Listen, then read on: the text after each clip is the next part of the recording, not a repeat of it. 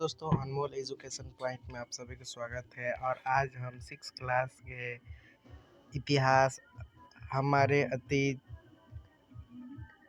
Chapter 5 अध्याय 5 आज अध्ययन करेंगे और आज इसके बारे में हम जानेंगे। चलिए हम इसको जानते हैं। तो हमको ये सब नहीं पढ़ना है, ये कुछ उनके उदाहरण दिया गया है, बस हमको यहाँ से स्टार्ट करना है। तो चलिए हम यहाँ से स्टार्ट करते हैं। कुछ लोग शासक कैसे बने। लगभग 50 वर्षों से हम अपने शासकों का चुनाव मतदान के जरिए करते आ रहे हैं, लेकिन बहुत पहले लोग शासक कैसे बनते हैं। हमने अध्याय 4 में यह पढ़ा है कि कुछ राजा संभवतः जन यानी लोगों द्वारा चुने जाते थे, परंतु करीब 3000 साल पहले राजा बनने की इस प्रक्रिया में कुछ परिवर्तन दिखाई दिए। कुछ लोग बड़े बड़े यज्ञों का आयोजित कर राजा के रूप में प्रतिष्ठित हो गए। क्या हो गए? प्रतिष्ठित हो गए। अश्वमेध यज्ञ एक ऐसा ही आयोजन था। इनमें एक घोड़ों मतलब इनमें अश्वमेध यज्ञ मतलब ऐसा यज्ञ होता है जिसमें घोड़ाओं के द्वारा यज्ञ कराया जाता है।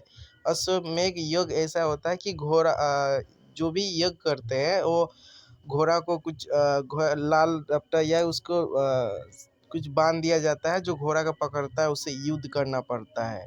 यानी एक संदेश होता है युद्ध करने के लिए। अश्वमेध यज्ञ एक ऐसा आयोजन था जिसमें एक घोड़े को राजा के लोगों की देख रेख में स्वतंत्र विचरण के लिए छोड़ दिया जाता था। और इस घोड़े को किसी दूसरे राजा ने रोका तो उसे वहां अश्वमेध यज्ञ करने वाले राजा से लड़ाई करनी पड़ती थी। मगर उन्होंने घोड़े को जानने दिया तो उसका मतलब यह होता था कि अश्वमेध यज्ञ करने वाला राजा उनसे ज़्यादा शक्तिशाली था। इसके बाद उन राजाओं को यज्ञ में आमंत्रित किया जाता था। यह यज्ञ विशिष्ट पुरोहितों द्वारा संपन्न किया जाता था। इसके लिए उन्होंने उपहारों से सम्मानित किया जाता था। अश्वमेध यज्ञ करने वाला राजा बहुत ही शक्तिशाली माना जाता था। यज्ञ में आमंत्रित सभी राजा इसके लिए उपहार लाते थे। और इन सभी आयोजनों में राजा का मुख्य स्थान होता था और इसे राज सिंहासन या बाघ की खाल के लिए विशेष आसन पर बिठाया जाता था। युद्ध क्षेत्र में राजा का सारथी ही उसका सहचर होता था। यज्ञ के अवसर पर वह राजा की विजयों तथा अन्य गुणों का गान करता था। राजा के सगे संबंधित खासकर उनकी रानियों तथा पुत्रों को भी कई छोटे छोटे अनुष्ठान करने होते थे। अन्य सारे आमंत्रित राजाओं का काम सिर्फ बैठकर यज्ञ ही प्रक्रिया को देखना भर था। राजा के ऊपर पुरोहित पवित्र जल के छिड़काव के साथ साथ अन्य कई अनुष्ठान करता था। विष अर्थात वैसे जैसे सामान्य लोग उपहार लाते थे, जिन्हें पुरोहित शूद्र मानते थे, उन्हें कई अनुष्ठानों में शामिल नहीं किया जाता था, क्योंकि ये सबसे वर्ण की सबसे छोटी जात होते थे। वर्ण में सबसे छोटी ये होती है, इसीलिए उनको बैठने से अपवित्र माना जाता था। यज्ञ में उपस्थित होने वाले की एक सूची बनाओ। पेशों के आधार पर वहाँ कौन कौन से वर्ग शामिल थे। अब यहाँ पर ये वर्ण के बारे में कुछ समझाया गया है, और तो चलिए हम वर्ण के बारे में इसको समझ लेते हैं। वर्ण के बारे में हम समझ लेते हैं। इस समय उत्तर भारत में खासकर गंगा यमुना क्षेत्र में कई ग्रंथ रचे गए। ऋग्वेद के बाद रचे होने के कारण ये उत्तर वैदिक ग्रंथ कहे जाते हैं। इनके अंतर्गत सामवेद, अचुर्वेद, अथर्ववेद और अन्य ग्रंथ शामिल हैं। पुरोहितों द्वारा रचित इन ग्रंथों में विभिन्न प्रकार के अनुष्ठान और उनके संपादन की विधियाँ बताई गई हैं और इनमें सामाजिक नियंत्रणों के बारे में भी बताया गया है। उस समय समाज में कई समूह समूह थे जिनमें पुरोहित, युद्ध, कृषक, पशुपालक, व्यापारी, शिल्पकार, श्रमिक, मछली पकड़ने वाले तथा जंगल में रहने वाले लोग शामिल थे। जहाँ कुछ पुरोहित तथा युद्ध प्रभावशाली थे, वहीं कुछ कृषक और व्यापारी भी धनवान थे। दूसरी ओर पशुपालक, शिल्पकार, श्रमिक, मछली पकड़ने वाले शिकारी तथा भोजन संग्राहक निर्धन थे। पुरोहितों ने लोगों को 4 वर्गों में विभाजित किया है, जिन्हें वर्ण कहते हैं। उनके अनुसार प्रत्येक वर्ण के अलग-अलग कार्य निर्धारित थे। पहला वर्ण ब्राह्मण का था और उनका काम वेदों का अध्ययन, अध्यापन और यज्ञ करना था, जिसके लिए उन्हें उपहार मिलता था। दूसरा स्थान शासकों का था, जिन्हें क्षत्रिय कहा जाता था। उनका काम युद्ध करना और लोगों की रक्षा करना था। तीसरे स्थान पर विषय यानी बेसय बेसय थे। इनमें कृषक, पशुपालक और व्यापारी आते थे। क्षत्रिय और वैश्य दोनों को ही यज्ञ करने का अधिकार प्राप्त था। वर्णों में अंतिम स्थान शूद्र का था। इनका काम अन्य तीनों वर्णों की सेवा करना था। इन्हें कई अनुष्ठान करने का अधिकार नहीं था। प्राय औरतों को भी शूद्र के समान माना गया। महिलाओं तथा शूद्र को वेदों के अध्ययन का अधिकार नहीं था।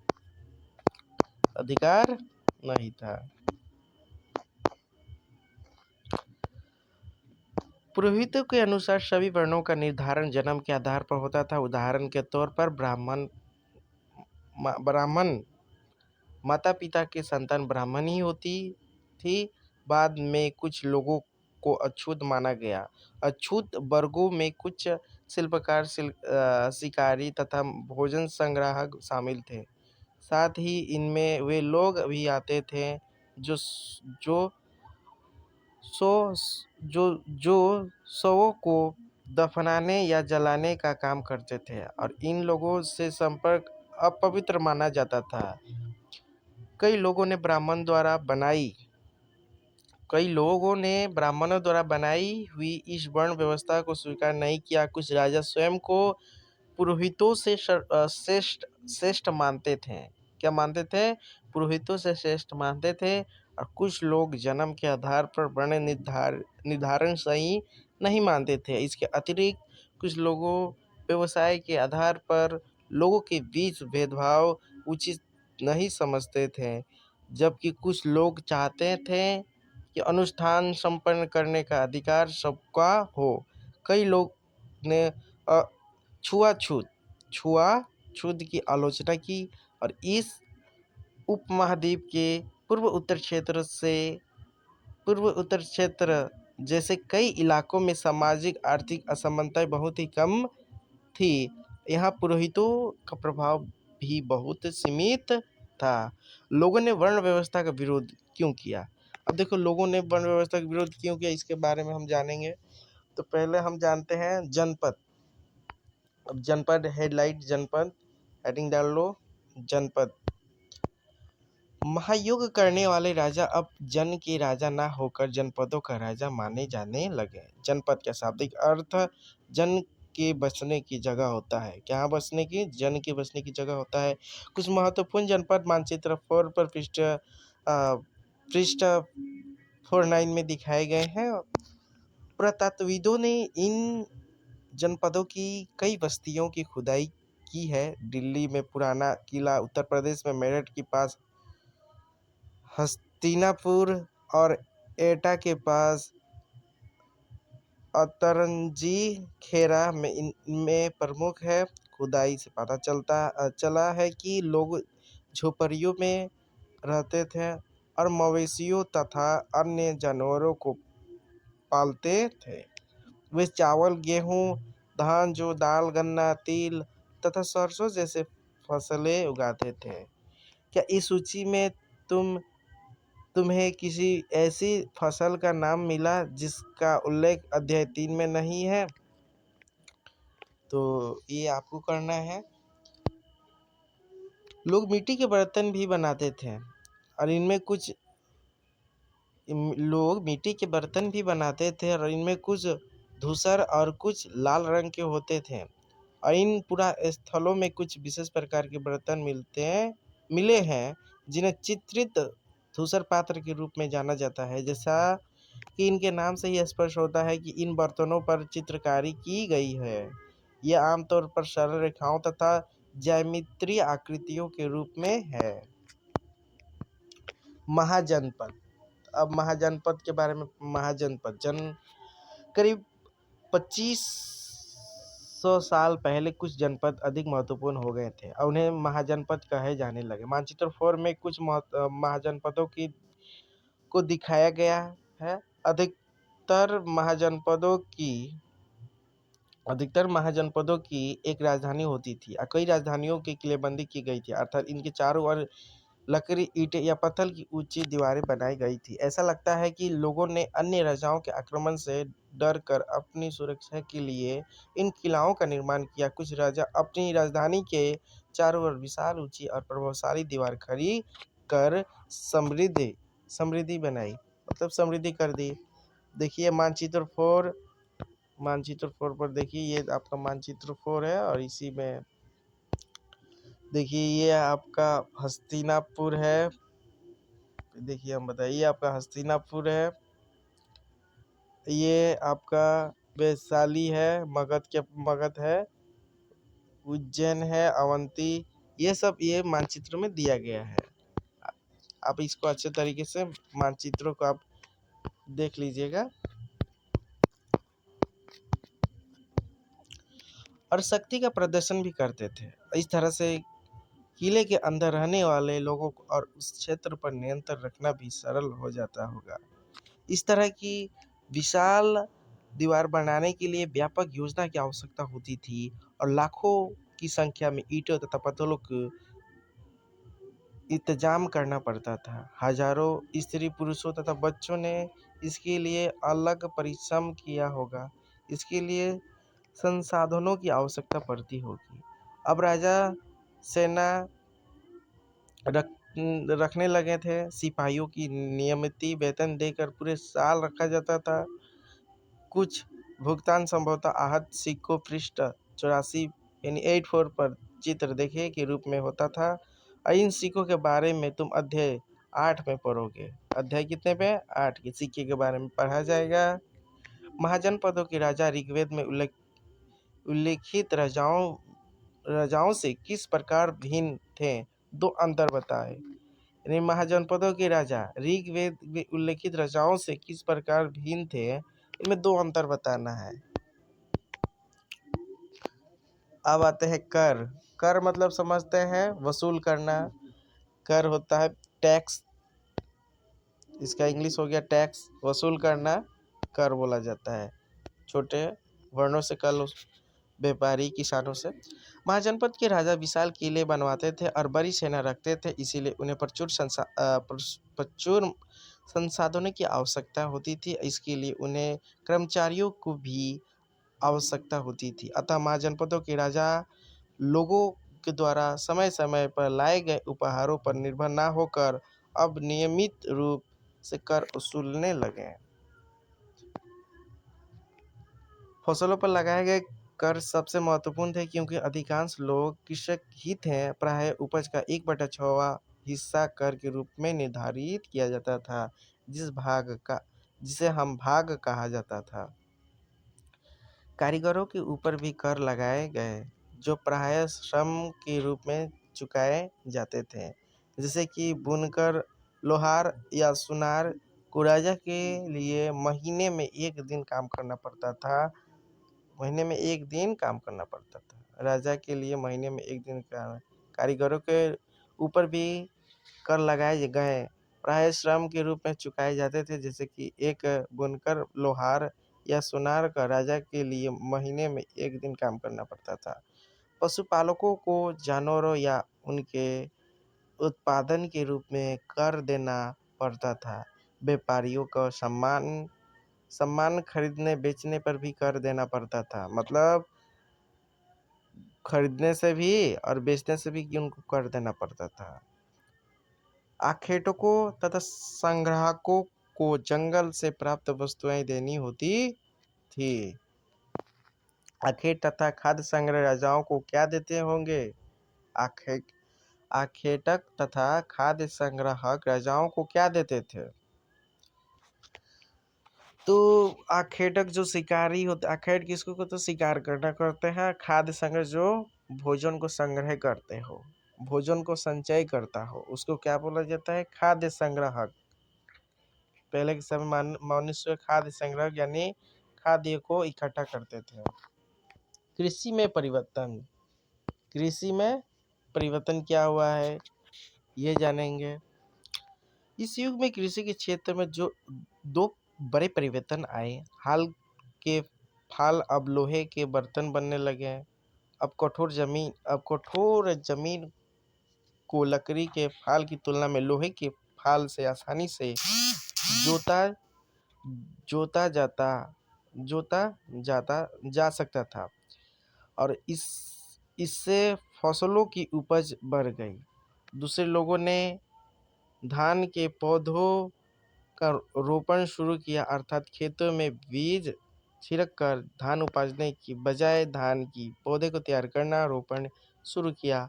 अब वो पहले की तुलना में बहुत ज़्यादा पौधे जीवित रह जाते थे, इसलिए पैदावार भी ज़्यादा होने लगी। इसमें कमर तोड़ परिश्रम लगता था। ये काम ज़्यादातर दास दासी तथा भूमिहीन खेतीहर मजदूर कमरकार कमरकार करते थे। क्या तुम बता सकते हो कि राजा इन परिवर्तनों को प्रोत्साहन क्यों देते होंगे? अब ये आप समझते होंगे। सूक्ष्म निरीक्षण के बारे में।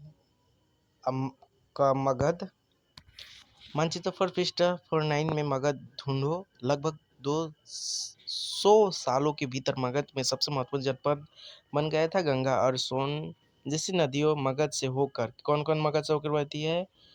तो कौन कौन से याद रखिए? गंगा और सोन नदी मगध से होकर बहती थी। यह का यातायात, ख जल वितरण और ग जमीन को उपजाऊ बनाने के लिए महत्वपूर्ण थी। मगध का एक हिस्सा जंगलों से भरा था। इन जंगलों में रहने वाले हाथियों को पकड़कर उन्हें प्रशिक्षित मतलब क्या किया जाता है? शिक्षित दिया जाता था। प्रशिक्षित कर देना मतलब ट्रेनिंग दिया जाता था। प्रशिक्षित कर सेना के काम में लगाया जाता था। यही नहीं, जंगलों से घर, गाड़ियाँ तथा रथ बनाने के लिए लकड़ी मिलती थी। इसके अलावा इन क्षेत्रों में लोहे अयस्क की खदानें हैं। मजबूत औजार और हथियारें बनाने के लिए ये बहुत उपयोगी थे। मगध में दो बहुत ही शक्तिशाली शासक बिम्बिसार तथा अजातशत्रु हुए।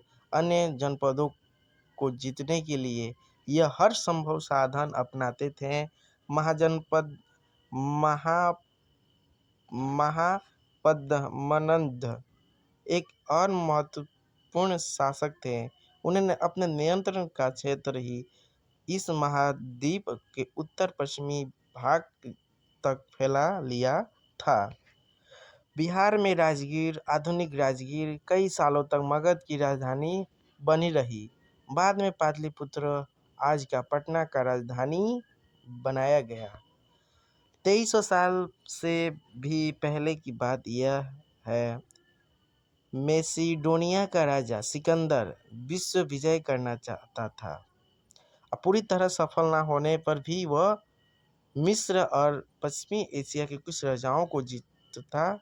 वह भारतीय उपमहाद्वीप में ब्यास नदी के किनारे तक पहुंच गया। अब उसने मगध की ओर कुछ करना चाहा तो उसके सिपाहियों ने इनकार कर दिया।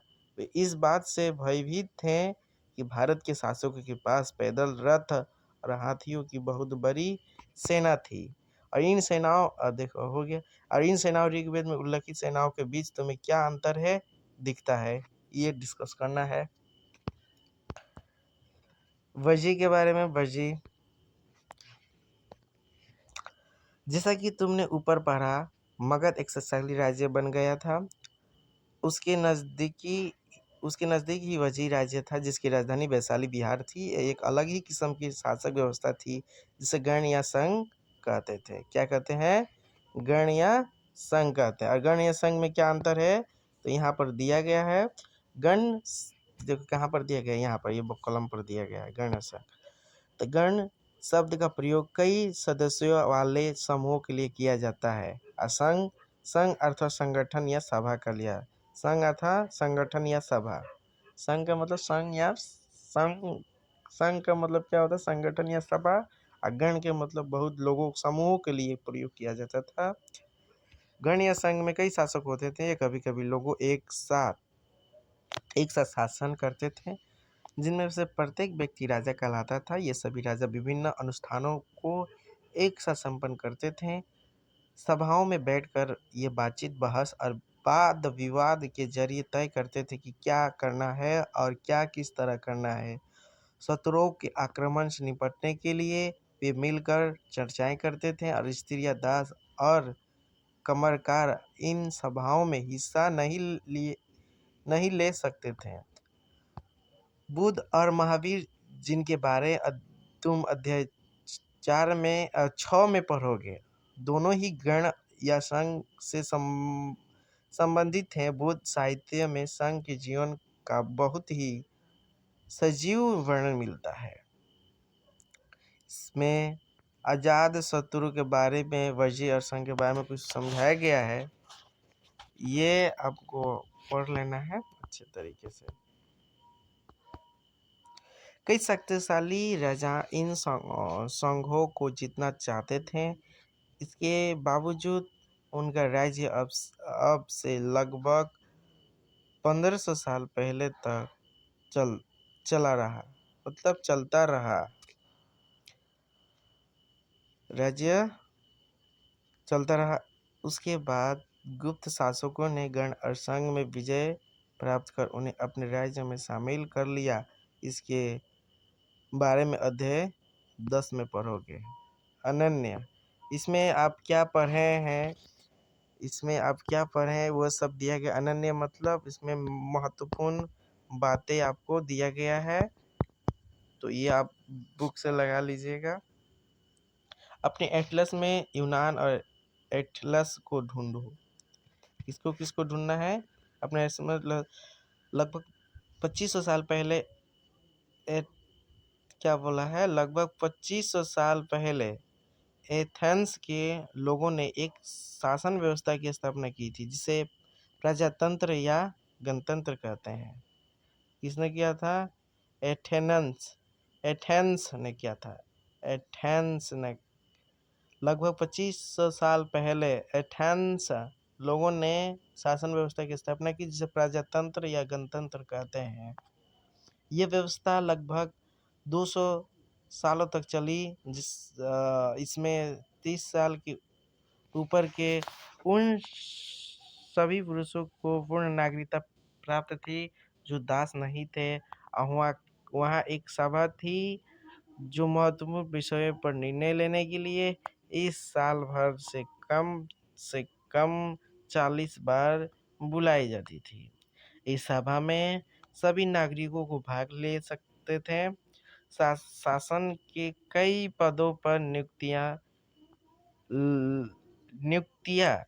लॉटरियों द्वारा की जाती थी। सभी नागरिकों की सेना और नौसेना में अपनी सेवाएं देनी होती थी। औरतों को नागरिकता दर्जा नहीं मिलता था। औरतों को नागरिकता के दर्जा नहीं मिलता था। व्यापारियों तथा शिल्पकारों के बीच व्यापारियों तथा शिल्पकारों के रूप में एथेंस में रहने वाले, काम करने वाले बहुत से विदेशियों को भी नागरिक अधिकार नहीं मिले थे। एथेंस में खदानों,